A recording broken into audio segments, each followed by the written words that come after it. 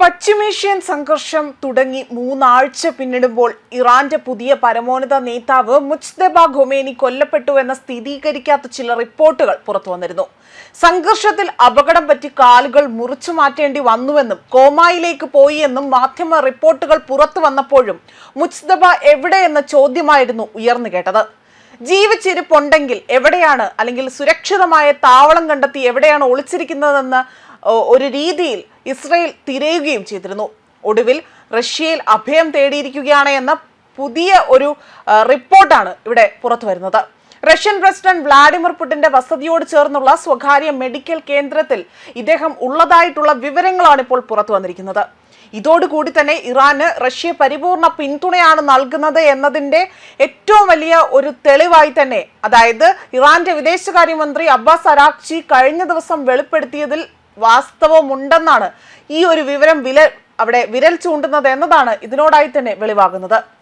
പുതിയ പരമോന്നത നേതാവ് റഷ്യയിൽ ചികിത്സയിലാണ് എന്ന് കുവൈറ്റ് മാധ്യമമായ അൽ ജാരിദയാണ് ഈ വാർത്ത പുറത്തുവിട്ടിരിക്കുന്നത്.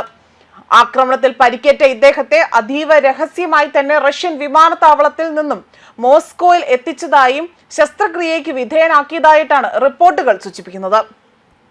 അതേപോലെ തന്നെ മുജ്തബയുടെ ഒരു കാൽ മുറിച്ചു മാറ്റേണ്ടി വന്നതായും ചില കേന്ദ്രങ്ങൾ അവകാശപ്പെടുന്നു. റഷ്യൻ പ്രസിഡന്റ് വ്ളാഡിമിർ പുടിന്റെ വസതിയോട് ചേർന്നുള്ള സ്വകാര്യ മെഡിക്കൽ കേന്ദ്രത്തിലാണ് ഇദ്ദേഹം ഉള്ളതെന്നതാണ് വിവരങ്ങൾ സൂചിപ്പിക്കുന്നത്. റഷ്യ ആകട്ടെ ഇതുവരെയും ഈ വാർത്തയോട് പ്രതികരിച്ചിട്ടില്ല എന്നതാണ് വാസ്തവം. എന്നാൽ മുജ്തബ പൂർണ്ണ ആരോഗ്യവാനാണ് എന്നതായിരുന്നു ഇറാൻ വിദേശകാര്യ മന്ത്രാലയം അവകാശപ്പെടുന്നത്. മുജ്തബ ഖൊമേനിയെ ഇസ്രയേലോ അമേരിക്കയോ ലക്ഷ്യം വെച്ചാൽ റഷ്യയും ചൈനയും ശക്തമായി തന്നെ പ്രതികരിക്കുമെന്ന മുന്നറിയിപ്പാണ് നൽകിയിരിക്കുന്നത്. അതേസമയം ഓസ്ട്രേലിയയിൽ അഭയം തേടിയിരുന്ന ഇറാൻ വനിതാ ഫുട്ബോൾ ടീം അംഗങ്ങൾ ഒമാനിലെത്തുമെന്ന് അധികൃതർ അറിയിച്ചു.